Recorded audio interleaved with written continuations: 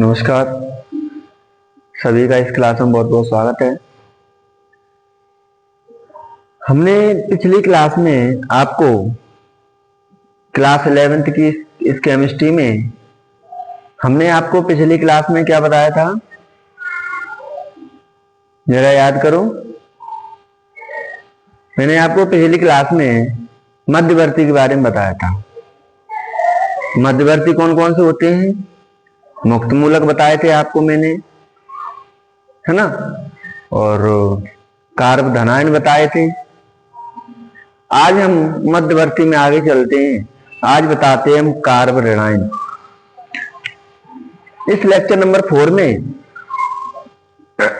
Chapter number 1 चल रहा है। इसका लेक्चर नंबर 4 है, कक्षा 11 की केमिस्ट्री। इसको अच्छे तरीके से देखेंगे। कार्ब एनायन क्या होते हैं, मध्यवर्ती, है ना। कार्ब एनायन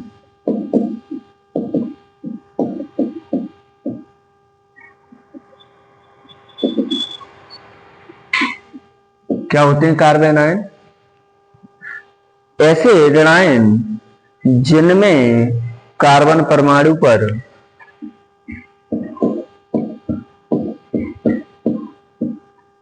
ऐसे ऋणायन जिनमें कार्बन परमाणु पर ऋण आवेश पाया जाता है,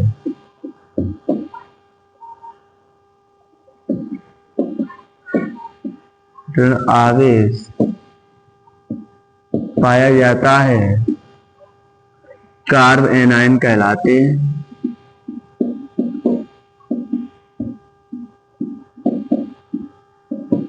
कार्ब एनायन कहलाते हैं ऐसे ऋणायन जिनमें कार्बन परमाणु पर ऋण आवेश पाया जाता है, कार्ब एनायन कहलाते हैं। होते क्या है कार्ब एनायन? देखिए, ये विषमांश बंध विखंडन से बनते हैं। विषमांश बंध विखंडन से बनते हैं। मैंने आपको बंध विखंडन बताए थे, समांश और विषमांश। विषमांश क्या होता है? जो इलेक्ट्रॉन नेगेटिव एलिमेंट होता है, परमाणु होता है, वो इलेक्ट्रॉन को अपनी ओर आकर्षित करता है, और तो इलेक्ट्रॉन क्या करेगा? सामने वाले परमाणु से आकर्षित करेगा, तो देने वाला धनायन हो जाएगा, लेने वाला ऋणायन हो जाएगा। मैंने क्या बताया था विषमांश बंध विखंडन में? एक बार फिर हम देख लेते हैं। विषमांश बंध विखंडन में क्या होता है? विषमांश बंध विखंडन में जैसे मान लो ए और बी कोई दो परमाणु है और इनके बीच में ये बॉन्ड है। यहां पर ए का इलेक्ट्रॉन है, ये बी का इलेक्ट्रॉन है, दोनों सहसंयोजी बंध से बंधे हुए हैं। सहसंयोजी बंध में क्या होता है? दोनों के सहयोग से जो बंध बनता है, ए का इलेक्ट्रॉन और बी का इलेक्ट्रॉन, दोनों के सहयोग से बना हुआ बंध ही सहसंयोजी बंध कहलाता है। तो इसमें होता क्या है? विषमांश बंध विखंडन में बी का इलेक्ट्रॉन तो बी के पास ही रहेगा, यानी जो ए का इलेक्ट्रॉन है और ये क्या करता है, ये मान लो इसकी तरफ आकर्षित हुआ, तो क्या होगा? ए ने इलेक्ट्रॉन किसको दिया? बी को। तो ए पर तो धनावेश आ जाता है और बी पर ऋणावेश आ जाता है। अब बी ने जो इलेक्ट्रॉन लिए हैं, अपना तो अपने पास ही रखा है, लेकिन ए का इलेक्ट्रॉन भी क्या कर लिया? उसने ले लिया है। तो इस कंडीशन में इसे कहते हैं हम कार्ब ऋणायन, या एनायन भी बोल सकते हैं, और इसे बोलते हैं हम कार्ब धनायन। कार्ब धनायन और ऋणायन दोनों ही विषमांश बंध विखंडन से बनते हैं, ये हम बता चुके हैं, फिर भी हम बता रहे हैं, ध्यान से देखो। कार्ब ऋणायन क्या होते हैं? ये विषमांश बंध विखंडन से बनते हैं और इन पर माइनस ऋण आवेश पाया जाता है, इन्हें कहते हैं कार्ब ऋणायन। जैसे एग्जाम्पल हम ले लें, CH3 और CH3 के ऊपर मान लो कोई माइनस चार्ज है, मतलब माइनस ऋण आवेश है, तो इसका मतलब क्या है? यहाँ पे इसने इस CH3 ने सामने वाले से इलेक्ट्रॉन लिए हैं। अब एक तो इसका खुद का इलेक्ट्रॉन होगा और दूसरा जो होगा वो सामने वाले से लिया है, तभी तो ऋण आवेश हुआ है। और इस कंडीशन में क्या होता है अगर इसकी हम संरचना बनाएं तो इसकी संरचना कुछ ऐसे बनेगी, CH3 और 2 इलेक्ट्रॉन ये इसके पास है, ये इलेक्ट्रॉन क्या किए उसने लिए हैं। तो जिसके ऊपर धनावेश आता है उसका मतलब होता है उसने इलेक्ट्रॉन दान कर दिया, मतलब उसके पास इलेक्ट्रॉन की क्या हो जाती है, कमी हो जाती है। और यहाँ पर इलेक्ट्रॉन क्या किए इसने लिए हैं, तो इसके पास इलेक्ट्रॉन की अधिकता है। अगर देखा जाए तो देखिए हाइड्रोजन कार्बन के बीच में ये दो दो इलेक्ट्रॉन हैं। कितने इलेक्ट्रॉन हो गए टोटल, 1 2 3 4 5 6 और 2 इलेक्ट्रॉन लिए 8। मतलब ये देखा जाए तो ये अपना अष्टक भी पूर्ण कर रहा है, लेकिन कार्ब धनायन अपना अष्टक पूर्ण नहीं करता, क्योंकि वो इलेक्ट्रॉन दे देता है तो उसके पास इलेक्ट्रॉन कम हो जाते हैं। ये तो इलेक्ट्रॉन ले रहा है, इसी को बोलते हैं कार्ब ऋणायन। जैसे इसमें लिया, इसी प्रकार से यहां पर एक एग्जांपल ये भी है, दूसरा एग्जांपल भी हम लिख सकते हैं, CH3 CH2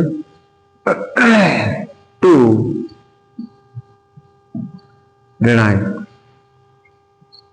देखिए इस प्रकार की संरचना में अगर देखें हम तो यहां पर संकर क्या बन रहा है, यहां पर अगर हाइब्रिडाइजेशन की बात करें तो कौन सा संकर बनेगा।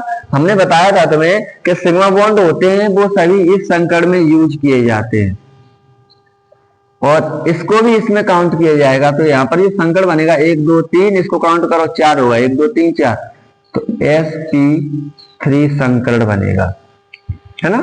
यहाँ पर भी देखते हैं इसकी संरचना कैसी रहेगी, कुछ इस प्रकार से रहेगी, CH3 CH2। देखिए ये भी अपना अष्टक क्या कर रहा है, पूर्ण कर रहा है, 1 2 3 4 5 6 7 8, 2 इलेक्ट्रॉन ये रहे, 2 इलेक्ट्रॉन ये रहे, 2 इलेक्ट्रॉन ये हैं, 2 इलेक्ट्रॉन ये, टोटल 8 हो गए। इसके पास भी देखो 8 है, 1 2 3 4 5 6 7 और 8। तो इस प्रकार से ये अपने जो ऋणायन होते हैं, कार्ब ऋणायन होते हैं, ये क्या करते हैं, अपना अष्टक पूर्ण करते हैं और ये इस प्रकार से बने होते हैं। तो इनका नाम क्या है, अगर देखा जाए तो इनका नाम क्या है, इनका नाम होगा, क्या होगा, मेथिल कार्ब ऋणायन कह लो या एनायन कह लो, कार्ब एनायन। इसका नाम क्या होगा, 2 कार्बन है ना, एथिल, एथिल कार्ब एनायन। इस प्रकार से एक एग्जाम्पल और ले सकते हैं हम, जिस प्रकार से C6H5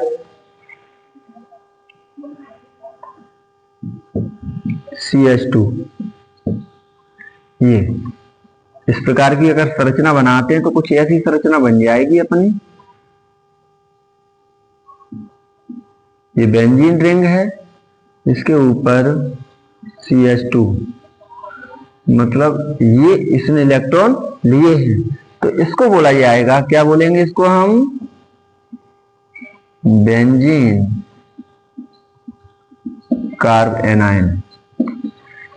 इसको क्या बोलेंगे, बेंजीन कार्ब एनायन।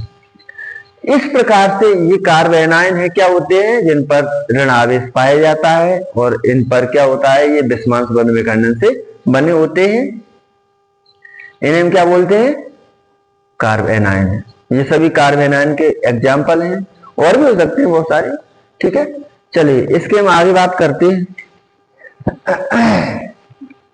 इनके मुख्य लक्षणों की बात कर लेते हैं।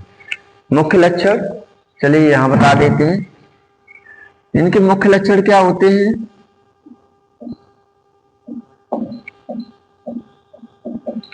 पहला लक्षण क्या है, इसका भी पहला लक्षण होगा, कार्ब एनायन ऋण आवेशित होते हैं। पहला लक्षण क्या है इसका, कार्ब एनायन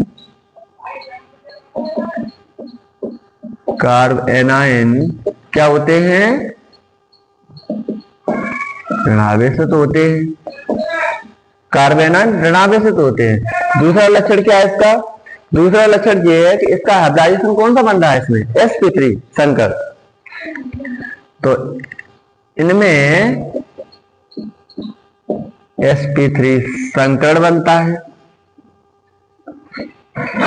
तीसरा तीसरा लक्षण क्या होगा इसमें?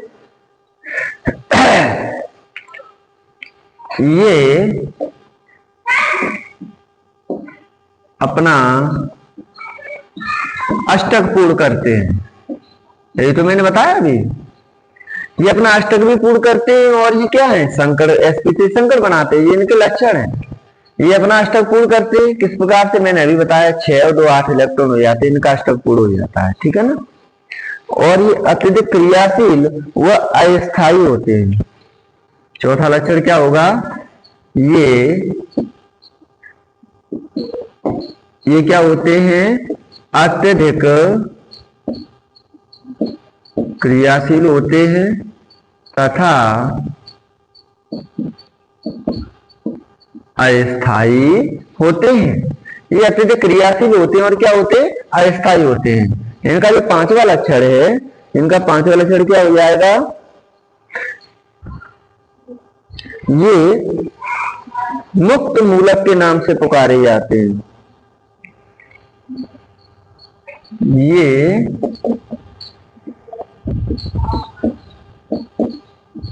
मुक्त मूलक के नाम से जाने जाते हैं। ये मुक्त मूलक के नाम से भी जाने जाते हैं। और क्या होता है इनपे? ये इलेक्ट्रॉन दाता होने के कारण नाभिक स्नेही कहलाते हैं। और ये सब क्या होंगे? नाभिक स्नेही कहलाएंगे। मतलब जब इनके पास इलेक्ट्रॉन की अधिकता हो जाएगी तो इस सामने वाले को इलेक्ट्रॉन दे भी सकते हैं। तो ये क्या होगा यहाँ पर? इनका अगला लक्षण, ये इलेक्ट्रॉन दाता होने के कारण ये नाभिक स्नेही कहलाते हैं। नाभिक स्नेही कहलाते हैं। ये इलेक्ट्रॉन दाता होने का क्या कहलाते हैं? नाभिक स्नेही कहलाते हैं। ये हुए क्या हुए? Carbon ion. कार्बन आयन लक्षण बताए हमने। कार्बन आयन क्या होते हैं? ऋणावेशित होते हैं। ठीक है। दूसरा क्या होता है? ये अपना अष्टक ही पूर्ण करते हैं। बिल्कुल देखिए यहाँ पे अपना अष्टक पूर्ण कर रहा है ये। और ये कौन सा संकर बनाते हैं? sp3 संकर बनाते हैं। और ये अत्यधिक क्रियाशील भी होते हैं। सामने वाले से जब क्रिया करें तो बहुत ही जल्दी ये क्रिया करते हैं। और ये क्या करते हैं? मुक्त मूलक के नाम से जाने जाते हैं। और ये इलेक्ट्रॉन दाता होने का क्या होते हैं? नाभिक स्नेही भी कहलाते हैं। मतलब ये जब क्रिया करते हैं तो क्या कहलाते हैं? नाभिक स्नेही भी कहलाते हैं। नाभिक स्नेही किस प्रकार से? जैसे मान लो जितने नेगेटिव पार्ट वाले एलिमेंट हैं वो सब नाभिक स्नेही हैं।